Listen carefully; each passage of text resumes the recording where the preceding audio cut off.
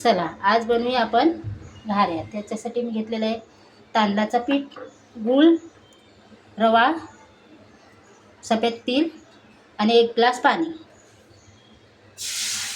इथे कढई ठेवलेली, 1 ग्लास पाणी टाकलेलं आहे।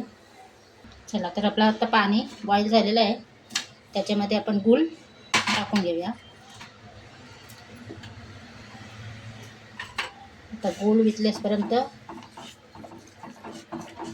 हलवायचं आहे आपण। चला तर गूळ आता आपला वितळलेला आहे, त्याच्यामध्ये आपण थोडासा तेल टाकूया।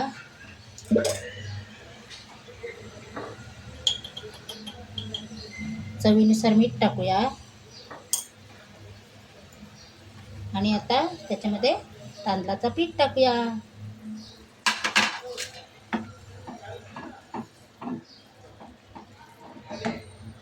आता करूया एक कलरसाठी थोडीशी हळद टाकूया।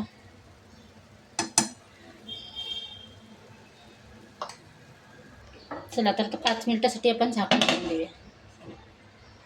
झाकण काढूया आणि गॅस बंद करूया,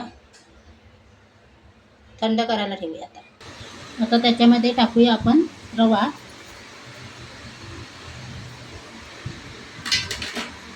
सफेद तीळ आणि आता पीठ घट्ट मळून घेऊया। त्याला थोडं थोडं पाणी टाकून मळायचं आहे, कोमटच मळायचं आहे। आता आपण असा घट्ट मळून घेतलेला आहे गोळा आणि आता आपण घारवी करूया।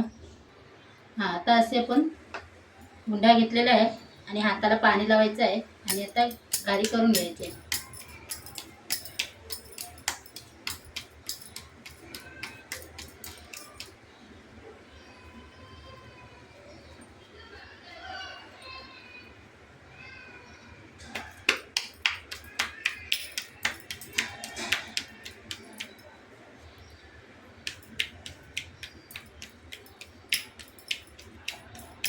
अशी सगळे आपल्याला घारी करायची आहे, अशाच सगळी करून घेऊया।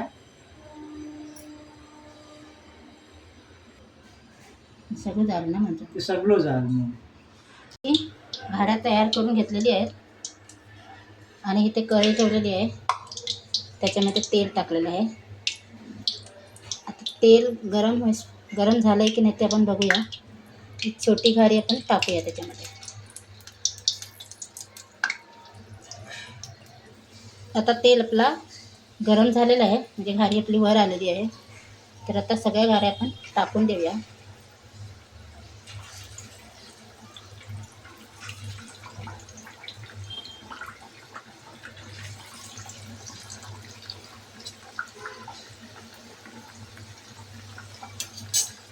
चला आता तुम्ही बघू शकता, अशी घारी मस्त तंब वर आलेली आहे बघून। आता आपण त्याला काढूया।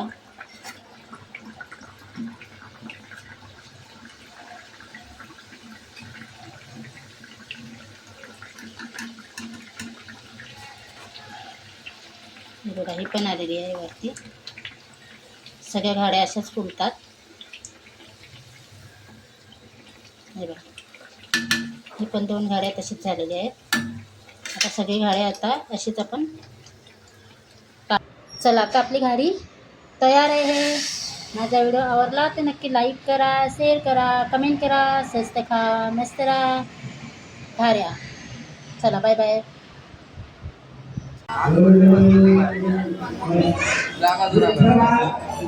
तसा नाही पावसाला का प्रत्येक वेळी होते ना।